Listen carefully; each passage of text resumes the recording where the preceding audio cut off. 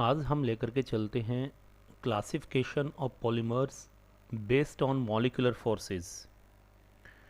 किसी भी पॉलीमर को हम कहीं पर यूज़ करेंगे तो ये इस बात पर डिपेंड करेगा कि उसकी मैकेनिकल प्रॉपर्टी क्या है पॉलीमर की, उसकी टेंसाइल स्ट्रेंथ क्या है, टफनेस क्या है, एलास्टिसिटी क्या है।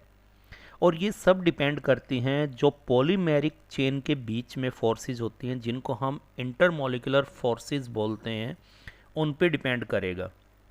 जितनी लंबी चेन होगी उतना ही इंटरमॉलिक्यूलर फोर्स जो होंगी उनका मैग्नीट्यूड ज़्यादा होगा। So depending upon the magnitude of these forces, polymers have been classified into the four categories. As you can see, first is the elastomers, second is the fibers, third is the thermoplastic polymers, and fourth is the thermosetting polymers. ये चारों terms examination point of view से बहुत ही important हैं। इन पे ज़रूर कोई ना कोई क्वेश्चन एग्जाम में आता है। तो फर्स्ट हम इसमें लेके चल रहे हैं एलास्टोमर्स।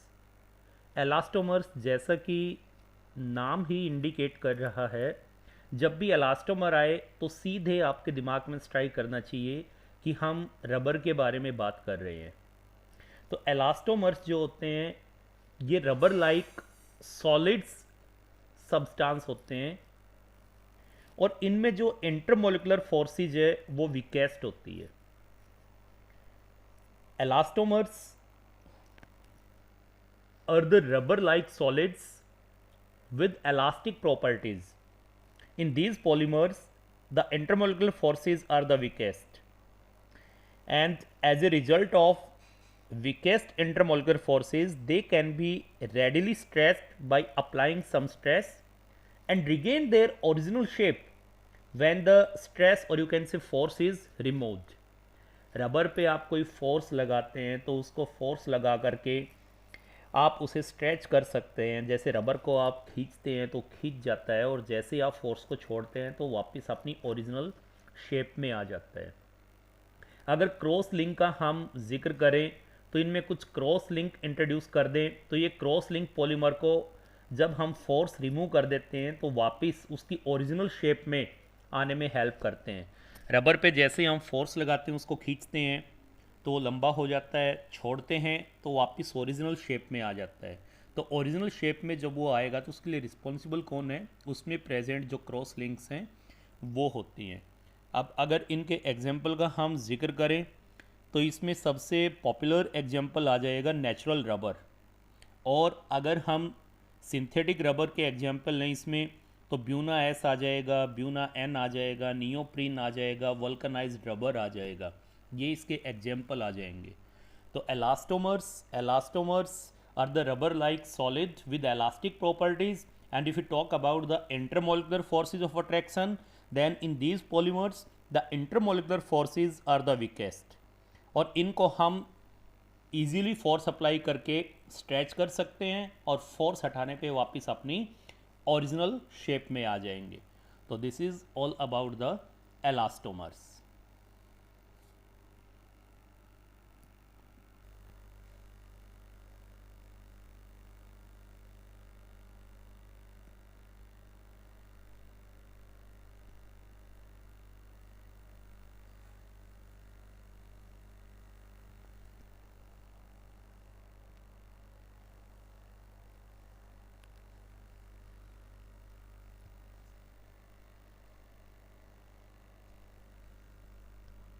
नेक्स्ट हम इसमें लेकर के चलते हैं फाइबर्स।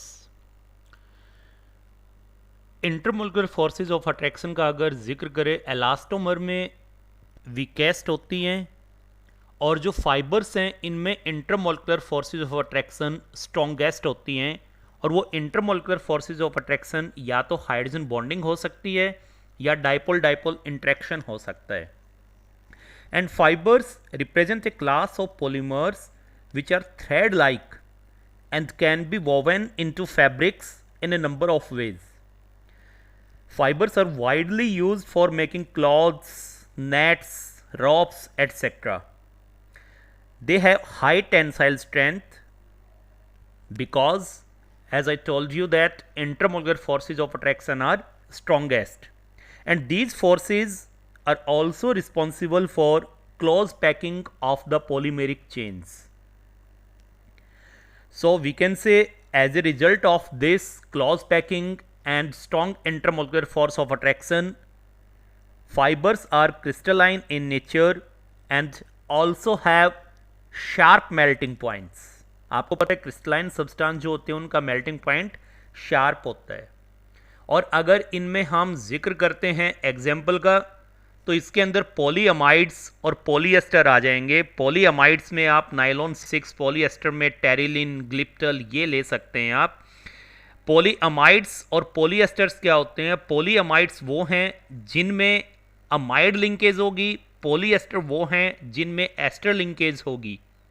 तो फाइबर्स जो हैं ये थ्रेड लाइक होते हैं, थ्रेड लाइक सॉलिड्स होते हैं, और इंटरमोलिकुलर फोर्सेज ऑफ अट्रैक्शन इनमें स्ट्रॉन्गेस्ट होती है, टेंसाइल स्ट्रेंथ इनकी हाई होती है। इलास्टिसिटी का जिक्र करें तो इनकी इलास्टिसिटी ना के बराबर होती है, बहुत कम इलास्टिसिटी होती है। क्रिस्टलाइन होने की वजह से मेल्टिंग पॉइंट इनका शार्प होता है, सॉल्युबिलिटी इनकी लो होती है, और strong intermolecular force of attraction की वजह से इन चेन्स को क्लोजली पैक्ड किया जा सकता है। इनको क्लॉथ्स, रॉप्स, नेट्स ये बनाने के लिए इनको यूज़ किया जाता है। और अगर हम ये कहें कि पॉलीअमाइड्स और पॉलीएस्टर क्या हैं, अमाइड लिंकेज क्या है और एस्टर लिंकेज क्या है, तो उनका अगर हम जिक्र करते हैं तो अमाइड और एस्टर लिंकेजेस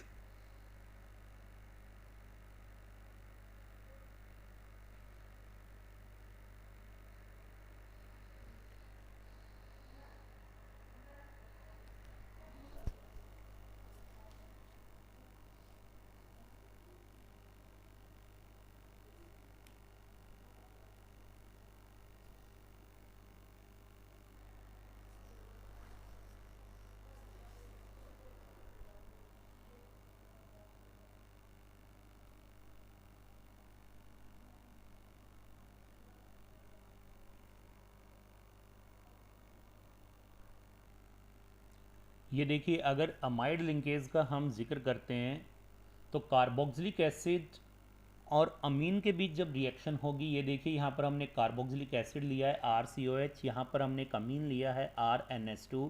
तो कार्बोक्सिलिक एसिड का OH और अमीन का H ये वाटर की फॉर्म में यहाँ से निकल जाएंगे, और कार्बन जो कि कार्बोक्सिलिक एसिड का है और नाइट्रोजन जो कि अमीन का है, इनके बीच ये वाली लिंकेज बन जाएगी जो मैं आपको शो कर रहा हूँ। और इसी लिंकेज को हम, जो ये है आपके पास, इसी को हम बोलते हैं अमाइड लिंकेज। और इस अमाइड फॉर्मेशन, ये अमाइड बन रहा है क्योंकि इसके अंदर जब हम कार्बोक्सिलिक एसिड की और अमीन की रिएक्शन कराएंगे तो फॉर्मेशन अमाइड की होगी, तो इसीलिए हम इस लिंकेज को नाम देते हैं अमाइड लिंकेज। अब एस्टर लिंकेज क्या है? जब कार्बोक्सिलिक एसिड और अल्कोहल की रिएक्शन कराते हैं तो बीच से इनके वाटर निकलता है और एस्टर की फॉर्मेशन होती है। अब एस्टर की फॉर्मेशन होने की वजह से यहाँ पर जो बॉन्ड बना है उसको हम क्या नाम देंगे? Ester linkage. तो पॉलीअमाइड्स, नाइलॉन जितने भी हैं, नाइलॉन 6, नाइलॉन 6 जो हम कह रहे हैं वो पॉलीअमाइड्स हैं, क्योंकि उनमें अमाइड लिंकेजेस होती है, वहाँ अमाइड फॉर्मेशन होती है। और अगर पॉलीएस्टर का हम जिक्र करते हैं तो वहाँ पर एस्टर लिंकेज होती है, क्योंकि वहाँ एस्टर बनते हैं। तो इसलिए हमने एग्जाम्पल में कहा पॉलीअमाइड्स एंड पॉलीएस्टर्स। पॉलीअमाइड्स जिनमें अमाइड लिंकेज है, पॉलीएस्टर्स जिनके अंदर एस्टर लिंकेज है। नेक्स्ट हम लेके चलते हैं थर्मोप्लास्टिक पॉलीमर्स। थर्मोप्लास्टिक पॉलीमर्स में इंटरमोलिकुलर फोर्स ऑफ अट्रैक्शन एलास्टोमर से ज़्यादा और फाइबर से कम होती है, या हम ये कह सकते हैं कि इनमें जो इंटरमोलिकुलर फोर्स ऑफ अट्रैक्शन है वो एलास्टोमर और फाइबर के बीच की होती है, उन दोनों की इंटरमीडिएट होती है। और ये लीनियर या slightly branch long chain molecules होंगे। और इन थर्मोप्लास्टिक की सबसे बड़ी खासियत क्या है कि जब हम इनको हीट करते हैं तो ये मेल्ट हो जाते हैं, और जब इनको हम ठंडा करते हैं, कूल करते हैं, तो ये रिजिड हो जाते हैं। और ऐसा इनके साथ हम बार बार कर सकते हैं। तो these are linear polymers and have weak van der Waals forces, और you can say van der Waals forces are the intermediate of forces present in the elastomers and in the fibers. When heated, they melt and form a fluid which sets into a hard mass on cooling. So they can be cast into different shapes by using stable molds. तो इनको सबसे बड़ी बात इनकी यही है जो हमने बताया थर्मोप्लास्टिक की, कि इनको हम बार बार यूज़ कर सकते हैं, कोई भी शेप दे सकते हैं, क्योंकि इनको जब हम हॉट करेंगे तो इनको गर्म करने पे क्या होगा कि ये मेल्ट हो जाएंगे और ठंडा करने पे रिजिड हो जाते हैं, और ऐसा हम इनके साथ बार बार कर सकते हैं। तो इनको किसी भी शेप में हम मोल्ड कर सकते हैं। अगर इनके एग्जाम्पल का हम जिक्र करें तो इनमें पॉलीथीन, पॉलीस्टायरिन, पॉलीविनाइल ये इसके अंदर आ जाएंगे। अब यहाँ पर एक टर्म हमने लिखी है प्लास्टिसाइजर्स। प्लास्टिसाइजर्स क्या हैं? बहुत सारे प्लास्टिक ऐसे होते हैं कि उनको अगर हम गर्म कर दें तो भी वो मेल्ट नहीं होते हैं और इजीली उनके साथ काम नहीं किया जा सकता। तो उनके अंदर हम एक केमिकल सब्सटेंस ऐड करते हैं जो उनको सॉफ्ट कर देते हैं प्लास्टिक्स को और इजीली वर्केबल बना देते हैं। उन्हीं को हम बोलते हैं प्लास्टिसाइजर्स।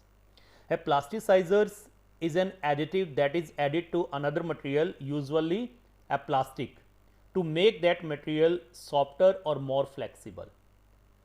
जैसे पीवीसी है, पीवीसी बहुत ही हार्ड होता है, स्टिफ होता है, अगर इसको गर्म करें तो भी। तो इसमें एक प्लास्टिसाइजर हम ऐड करते हैं, डाई एंड ब्यूटाइल थैलेट, जो कि इसको सॉफ्ट रबर जैसा बना देता है ताकि हम पीवीसी के साथ इजीली काम कर सकें और इसको इजीली वर्क में ला सकें। तो प्लास्टिसाइजर्स वो सब्सटेंस है जिनको जनरली हम उन प्लास्टिक्स में ऐड करते हैं जो कि सॉफ्ट नहीं होते, हार्ड होते हैं, गर्म करने पे भी सॉफ्ट नहीं होंगे। तो थर्मोप्लास्टिक की सबसे बड़ी खासियत क्या है? These are capable of repeatedly softening on heating and hardening on cooling, कि इनको हम ऐसा बार बार कर सकते हैं कि ये गर्म करने पे सॉफ्ट हो जाएंगे और ठंडा करने पे हार्ड हो जाएंगे। तो इनको बार बार हम किसी भी शेप में ढाल सकते हैं। तो these are thermoplastic polymers. Fourth हम लेकर के चलते हैं थर्मोसेटिंग पॉलीमर्स। जैसा कि इनका नाम ही इंडिकेट कर रहा है थर्मोसेटिंग, यानी गर्म करने पे ये सेट हो जाएंगे। थर्मोप्लास्टिक जो थे उनको हम बार बार यूज़ कर सकते हैं क्योंकि वो गर्म करने पे सॉफ्ट हो रहे थे और ठंडा करने पे रिजिड हो रहे थे, और ऐसा हम उनके साथ बार बार कर सकते हैं। लेकिन थर्मोसेटिंग पॉलीमर्स में क्या है, अगर इनको हमने एक बार गर्म कर दिया तो गर्म करते ये हार्ड हो जाएंगे और इनमें क्रॉस लिंकेज आ जाएंगी बहुत ज़्यादा पॉलीमेरिक चेन के बीच में, जिसकी वजह से 3 डायमेंशनल नेटवर्क सॉलिड में कन्वर्ट हो जाते हैं और इनको हम बार बार यूज़ नहीं कर सकते।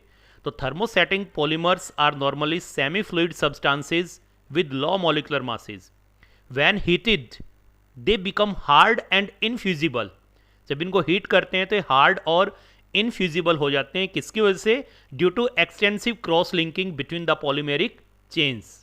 पॉलीमेरिक चेन के बीच में क्रॉस लिंकेज आ जाएंगे। इनमें क्रॉस लिंकिंग सबसे ज़्यादा होती है थर्मोसेटिंग के अंदर, और क्रॉस लिंकेज की वजह से 3 डायमेंशनल नेटवर्क सॉलिड बना लेते हैं ये, और इनको हम बार बार यूज़ नहीं कर सकते।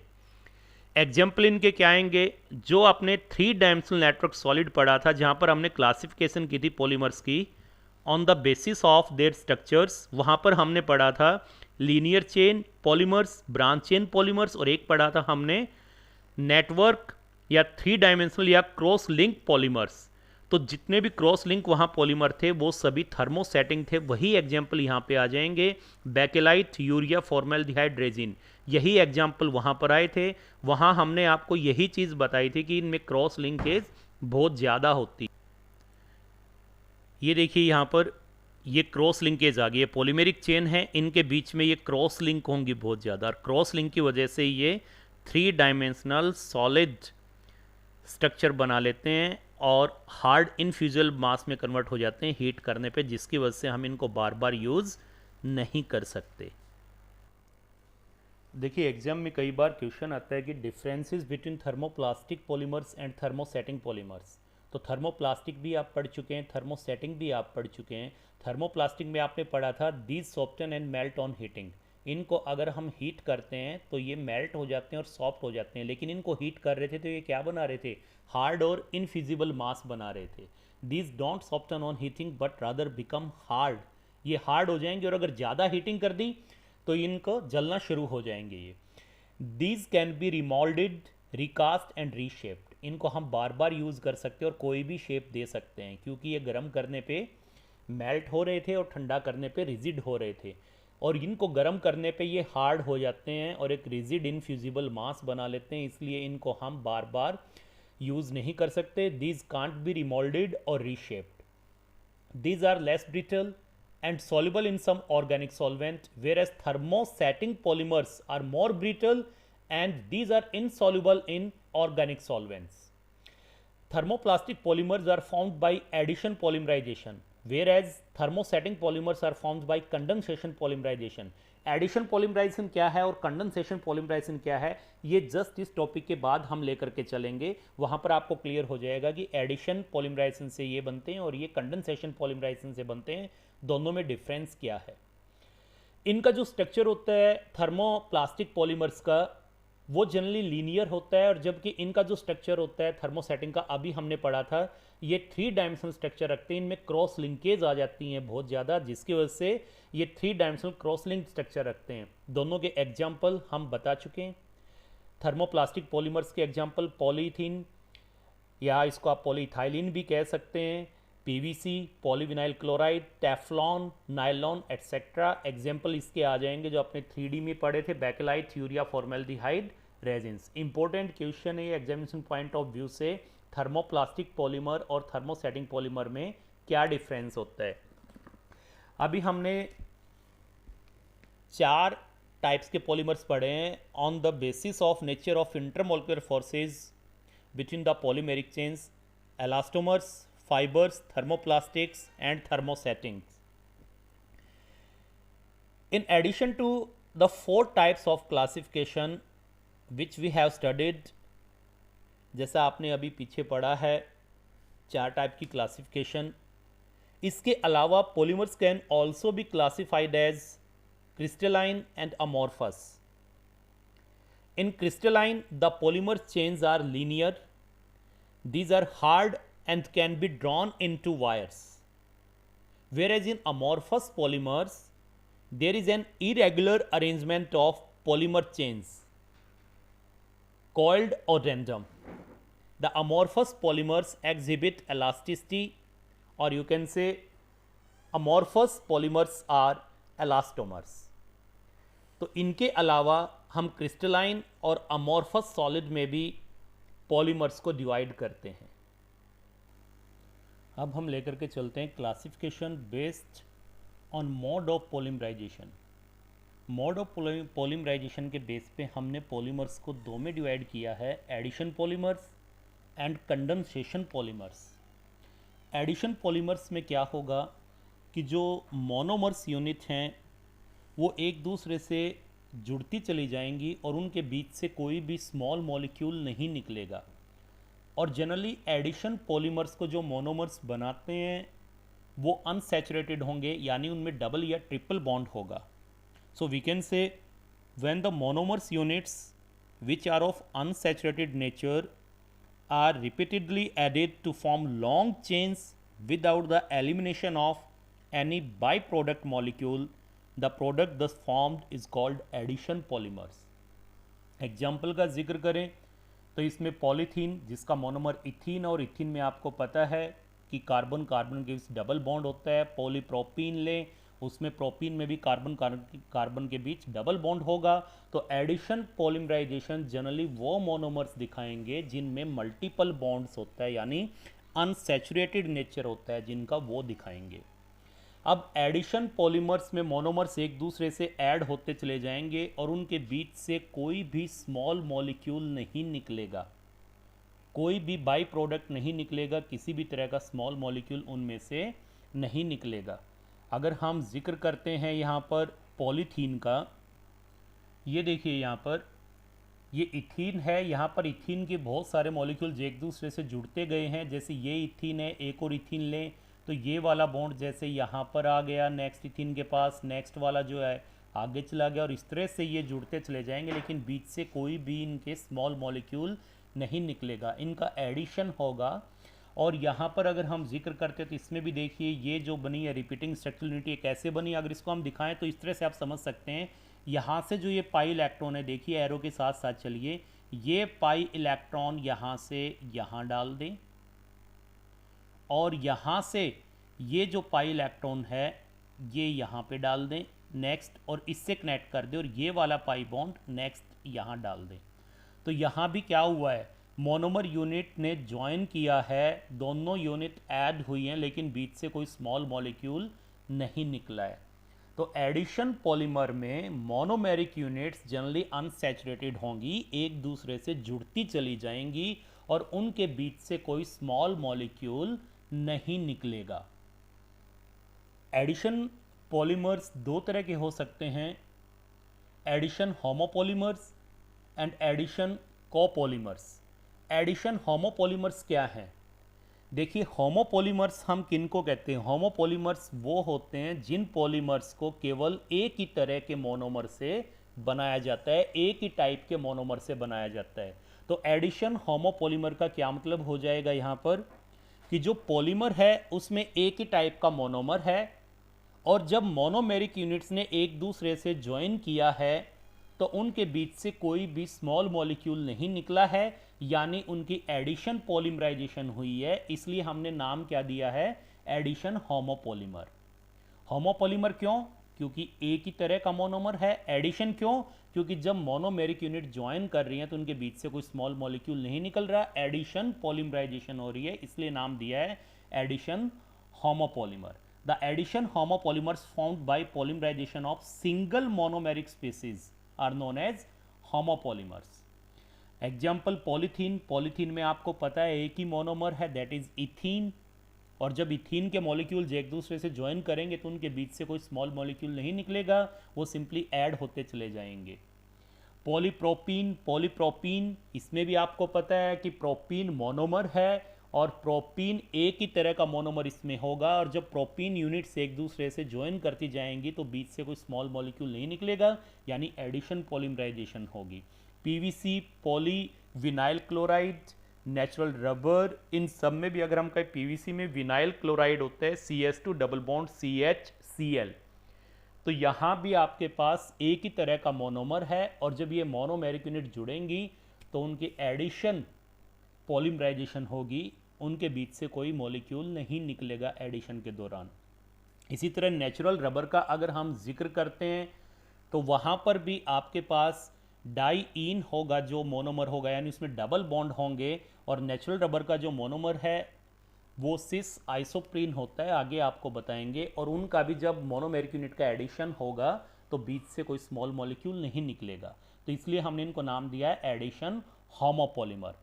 अब एडिशन कोपॉलीमर्स क्या हैं, कोपॉलीमर्स, कोपॉलीमर्स किन को कहते हैं हम, ऐसे पॉलीमर्स जो एक से ज़्यादा तरह के मोनोमर्स से मिलकर बनते हैं, यानी अब की बार जो मोनोमर्स होंगे वो एक से ज़्यादा टाइप के होंगे। जैसे ऊपर हमने पढ़ा था इनके अंदर होमोपॉलीमर्स में एक ही तरह का मोनोमर था, यहाँ पर एक से ज़्यादा तरह के मोनोमर्स होंगे, और जब वो मोनोमर्स एक दूसरे से ऐड करेंगे तो उनके बीच से कोई स्मॉल मॉलिक्यूल नहीं निकलेगा, उनकी एडिशन पॉलीमराइजेशन हो जाएगी, इसलिए नाम दिया गया है एडिशन कोपॉलीमर्स। तो कोपॉलीमर्स तो किस लिए कहा है, क्योंकि मोनोमर्स एक से ज़्यादा टाइप के हैं। एडिशन किस लिए कहा गया है, क्योंकि मोनोमर्स जब एक दूसरे से जुड़ रहे हैं पॉलीमर बनाने के लिए तो उनके बीच से कोई भी स्मॉल मॉलिक्यूल नहीं निकलेगा, तो इसलिए नाम दिया गया है एडिशन कोपॉलीमर। अगर इनमें एग्जाम्पल का हम जिक्र करते हैं तो इसके एग्जाम्पल ब्यूना एस और ब्यूना एन आप ले सकते हैं। ब्यूना एस में आपके पास दो टाइप के मोनोमर्स हो जाएंगे, buta 1,3 diene and styrene. Buna N में भी दो तरह के हो जाएंगे, ब्यूटा 1,3 डाइन एंड एक्राइलोनाइट्रिल। ये देखिए यहाँ पर अगर एडिशन होमोपॉलीमर को हम देखते हैं तो ये देखिए एक ही तरह का मोनोमर इसमें यूज हुआ है इथीन, और ये मोनोमर ऐड होते चले गए, बीच से कोई स्मॉल मॉलिक्यूल नहीं निकला है, इसलिए इसको नाम दिया गया है होमोपॉलीमर क्योंकि एक ही तरह का मोनोमर है इसमें, और एडिशन इसलिए क्योंकि बीच से कोई स्मॉल मॉलिक्यूल नहीं निकल रहा। अब अगर एडिशन कोपॉलीमर का एग्जाम्पल है, यहाँ पर ब्यूना एस का एग्जाम्पल हमने लिया है। कोपॉलीमर इसलिए कहा है क्योंकि इसमें दो तरह के मोनोमर हैं, दो मोनोमर नहीं, दो तरह के मोनोमर। हम ये नहीं कहेंगे two monomers, we will say two types of monomers. तो यहाँ पर दो तरह के मोनोमर्स है, वन इज 1,3-ब्यूटाडाइन एंड सेकेंड इज स्टाइरिन। और जब ये मोनोमर्स जुड़ेंगे और रिपीटेड स्ट्रक्चरल यूनिट बनाएंगे, और यू कैन से पॉलीमर जब ये बनाएंगे, इनका एडिशन होगा, इनके बीच से कोई स्मॉल मॉलिक्यूल नहीं निकलेगा। यहाँ पर देखिए जैसा मैंने बताया था, ये वाला बॉन्ड यहाँ पर शिफ्ट करिए, और जो ये डबल बॉन्ड है इसको आगे यहाँ शिफ्ट करके इस वाले कार्बन से जोड़ दीजिए, और ये वाला बॉन्ड आगे चला जाएगा जो फर्दर मोनोमर से ऐड हो जाएगा। तो इस तरह से यहाँ पर ये पॉलीमेरिक स्ट्रक्चर बन जाएगा, ब्यूना एस बन जाएगा। तो कोपॉलीमर तो इसलिए कहा है क्योंकि इसमें दो तरह के मोनोमर्स हैं, और एडिशन इसलिए कहा है कि जब ये मोनोमेरिक यूनिट एक दूसरे से ज्वाइन करेंगे तो बीच से कोई स्मॉल मॉलिक्यूल नहीं निकलेगा।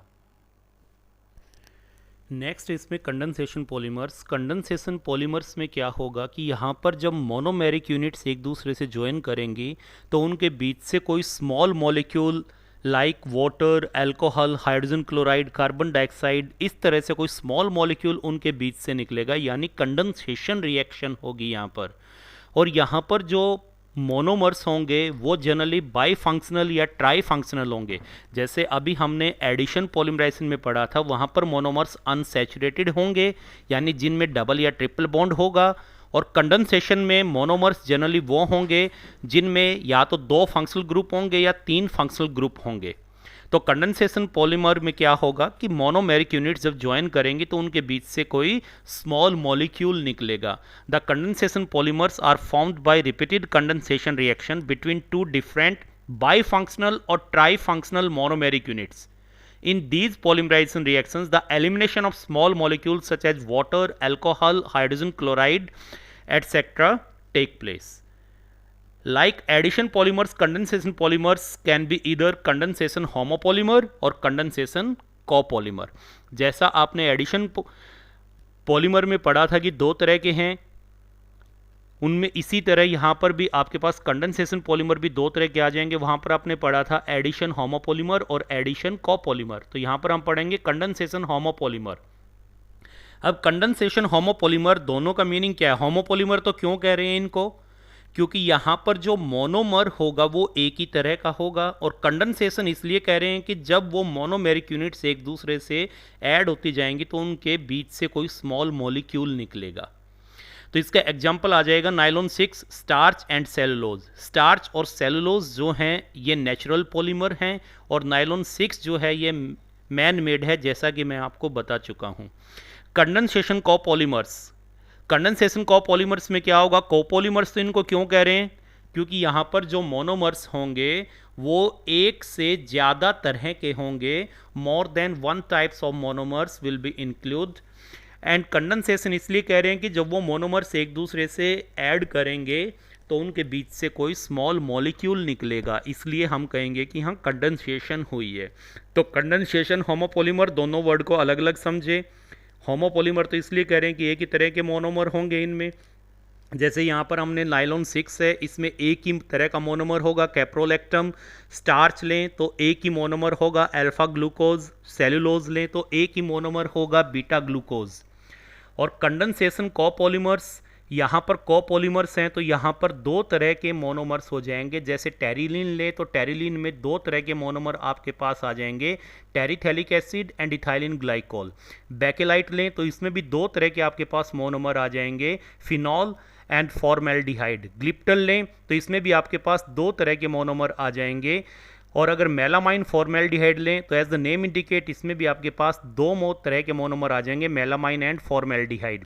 टेरिलीन और ग्लिप्टल का अगर हम जिक्र करें तो पॉलीएस्टर में हम इनको पढ़ेंगे, टेरिलीन और ग्लिप्टल को।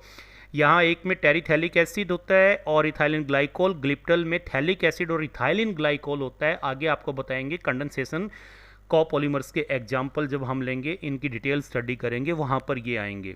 तो कंडेंसेशन होमोपॉलीमर एक ही तरह के मोनोमर होंगे और जब मोनोमेरिक यूनिट जुड़ेंगी तो उनके बीच से कोई स्मॉल मॉलिक्यूल निकलेगा। कंडेंसेशन कोपॉलीमर्स क्योंकि एक से ज़्यादा टाइप के मोनोमर्स होंगे और जब वो मोनोमर्स ऐड होंगे तो उनके बीच से कोई स्मॉल मॉलिक्यूल निकलेगा, इसलिए कंडेंसेशन कहा है। ये देखिए, जैसे हम एग्जाम्पल लेकर के चले यहाँ पे नाइलॉन 6 का, जिसका मोनोमर है कैप्रोलैक्टम। ये कैप्रोलैक्टम का स्ट्रक्चर है। अब की बार सीबीएसई एग्जाम में ये पूछा गया था नाइलॉन 6 का मोनोमर का नाम क्या है और उसका स्ट्रक्चर क्या है। अब इसके स्ट्रक्चर में बच्चे गलती क्या करते हैं कि जनरली बेंजीन रिंग बना बना के हमारी आदत हो रखी है कि रिंग के अंदर हमें 6 एटम्स डालने हैं। यहाँ पे ध्यान दीजिएगा आप, नाइलॉन 6 नाम है, जैसा मैंने बताया था नाइलॉन, क्योंकि ये NY जो लिया गया है ये न्यूयॉर्क से लिया गया है, LON लंदन से लिया गया है। 6 क्योंकि इसके मोनोमर में 6 कार्बन एटम है। ये ध्यान दीजिएगा, यहाँ पर 1 2 3 4 5 6 कार्बन एटम है और 7वां रिंग में यहाँ पर नाइट्रोजन है। तो इसको बनाते वक्त पर्टिकुलर ये ध्यान रखना है आपको कि रिंग में 6 कार्बन एटम और 7वां यहाँ पर नाइट्रोजन है and it's name is caprolactam. अब कैप्रोलैक्टम की जब पॉलीमराइजेशन करते हैं तो इसकी हम हाइड्रोलाइसिस करते हैं, वाटर से रिएक्शन कराते हैं। जब वाटर से रिएक्शन कराएंगे तो एक कैप्रोलैक्टम इस यूनिट में आ जाएगा। यहाँ पर जो ये है ये NH2 और ये COOH में चला जाएगा और ये देखिए टोटल कार्बन एटम कितने वही रहेंगे 6 के 6। यहाँ पे NH2 ग्रुप जो यहाँ से आएगा हाइड्रोलाइसिस के दौरान और यहाँ पर 1 2 3 4 5 कार्बन एटम ये CH2 ग्रुप हो गए और ये CO ये वाला ग्रुप हो गया। तो वाटर का H हम ये कह सकते हैं सिंपली, वैसे मैकेनिज्म इसका अलग होगा। हम सिंपली ये कह सकते हैं कि यहाँ पर ये बॉन्ड ब्रेक हुआ है और वाटर से OH इसने लिया है और H इसने लिया है। सिंपली आप ये समझ लें। तो यहाँ पर ये बन गया NH2 CH2 CH2 CH2 CH2 CH2 COH और फिर इस यूनिट की पॉलीमराइजेशन होगी। तो जैसे एक मोनोमर ये यहाँ पर लिखा हुआ है ये यूनिट, अब ऐसी एक यूनिट इसके साथ में एज्यूम करिए यहाँ पर लिखी हुई है, तो यहाँ से इसका OH जाएगा और इस साइड जो मोनोमेरिक यूनिट है उसके NH2 का H जाएगा और इनकी लिंकेज कौन सी बन जाएगी, अमाइड लिंकेज इसमें बन जाएगी। इनके बीच में अमाइड लिंकेज आ जाएगी या अमाइड लिंकेज आएगी इनके बीच में, इसलिए इनको पॉलीअमाइड भी कहते हैं। आप देखिए यहाँ पे मोनोमर एक ही तरह का है, लेकिन जब ये मोनोमेरिक यूनिट ज्वाइन करेंगे तो इनके बीच से क्या निकलेगा, वाटर मॉलिक्यूल निकलेगा। इसलिए इनको क्या नाम दिया गया है, कंडेंसेशन होमोपॉलीमर कहा गया है। तो यहाँ पर देखिए ये यूनिट यहाँ पे C डबल बॉन्ड O है, इस साइड ये किससे जुड़ी होगी, दूसरे मोनोमर के NH2 ग्रुप से जुड़ी होगी। यहाँ से COH था इसका OH चला जाएगा और NH2 वाले का H और यहाँ पे ये अमाइड लिंकेज बनेगी। इसी तरह यहाँ पर इस मोनोमर का ये NH2 ग्रुप था इसका H गया और इस साइड जो मोनोमर होगा उसका COH होगा, उसका OH जाएगा और ये इसका NH और इस साइड हम दिखाए तो दूसरे वाले का यहाँ पर CO ग्रुप आ जाएगा, यानी अमाइड लिंकेज बन जाएगी। अभी मैंने पीछे आपको बताया था अमाइड लिंकेज में कि COH और RCOH लेकर के और RNH2 लेकर के हमने रिएक्शन बताई थी, तो वहाँ पर वो अमाइड लिंकेज बन। ये देखिए यहाँ पर हमने बताया था आपको कि RCOH जो COH एंड है उसका OH जाएगा और जो RNH2 है यानी NH2 एंड है उसका H जाएगा। तो यहाँ से OH गया, यहाँ से H गया, तो बीच से वाटर निकल गया जब ये दोनों यूनिट कनेक्ट होंगी और ये क्या बन जाएगा, अमाइड CONH। ये अमाइड बन गया, इसलिए इस लिंकेज को नाम दे दिया अमाइड लिंकेज। तो यहाँ पर OH और H ये वाटर बन के निकले हैं, तो इसी तरह यहाँ पर जो नाइलॉन 6 है उस केस में हो जाएगा। यहाँ भी ये एक मोनोमर हाइड्रोलाइसिस के बाद ये बना है, ऐसी यूनिट साथ में एज्यूम करिए। यहाँ से इसका OH जाएगा, साथ वाली का यहाँ से NH2 का H जाएगा, बीच से वाटर निकल जाएगा और ये जुड़ते चले जाएंगे और नाइलॉन 6 बना देंगे। तो इसको होमोपॉलीमर तो क्यों, क्योंकि इसमें एक ही तरह का मोनोमर है। कंडेंसेशन क्यों, क्योंकि जब मोनोमर्स एक दूसरे से जुड़ते जाएंगे तो बीच से स्मॉल मॉलिक्यूल और इस केस में वाटर निकल रहा है, इसलिए इसकी कंडेंसेशन पॉलीमराइजेशन हो रही है, तो इसलिए हम इसको कहेंगे कंडेंसेशन होमोपॉलीमर। अब एग्जाम्पल लेते हैं हम नाइलॉन 6 का। अगर नाइलॉन 6 का हम एग्जाम्पल लेकर के चले तो देखिए यहाँ पर एक मोनोमर ये हो जाएगा हेक्सामिथाइलिन डाइअमीन, एक मोनोमर ये हो जाएगा एडिपिक एसिड। तो हेक्सामिथाइलिन डाइअमीन जो है इस केस में क्या होगा कि हेक्सामिथाइलिन डाइअमीन का ये NH2 ग्रुप जो है, ये देखिए यहाँ पर जो हेक्सामिथाइलिन डाइअमीन है इसके NH2 एंड से यहाँ से ये H निकलेगा एक, और यहाँ से एडिपिक एसिड के COH ग्रुप का OH निकलेगा, और इनके बीच में अमाइड लिंकेज हो जाएगी और यहाँ से वाटर मॉलिक्यूल निकल जाएगा। तो इस केस में जो वाटर मॉलिक्यूल निकल रहे हैं इनफैक्ट NH2 नहीं, मैंने आपको बताया था पहले 2n-1 वाटर मॉलिक्यूल निकलेंगे, where n is number of monomer, 2n-1 ये वाटर मॉलिक्यूल्स निकल जाएंगे और इनके बीच में अमाइड लिंकेज आ जाएगी। जैसे यहाँ पर देखिए ये जो लिंकेज बने, यहाँ से इसका H गया और इसका OH गया, वाटर निकल गया और NHCO ये यहाँ पर ये अमाइड बन गया। तो अमाइड लिंकेज की वजह से इनको पॉली अमाइड कहते हैं। नाइलॉन 6,6 वो मैंने बता दिया था 6,6 क्यों कहते हैं, क्योंकि इसके दो मोनोमर्स, दो तरह के मोनोमर्स हैं, इसमें भी 6 कार्बन, इसमें भी 6 कार्बन। तो hexamethylene डाइअमीन contains 6 carbon atoms and adipic acid also contains 6 carbon atoms, so the name 6,6।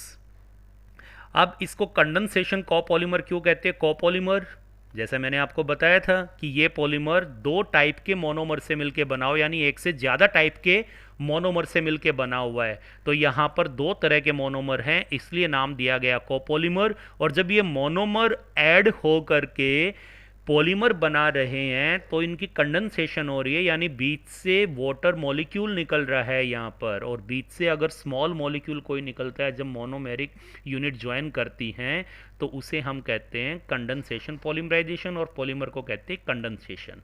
तो कंडेंसेशन पॉलीमर भी दो तरह के हो जाएंगे, condensation homopolymer and condensation copolymer.